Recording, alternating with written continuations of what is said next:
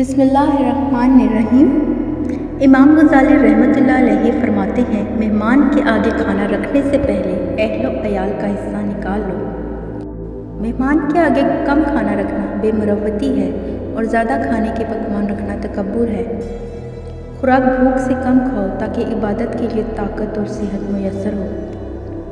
عابد کو کھانا کھلانا عبادت میں مدد کرنا ہے اور فاسق کو کھانا کھلانا فسق میں مدد کرنے جیسا ہے۔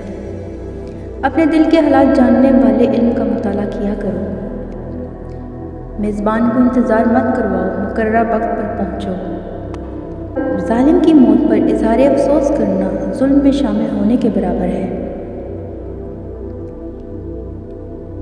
ایسے امیروں اور بادشاہوں سے دور رہو جو دین اور شریعت سے دور ہوں۔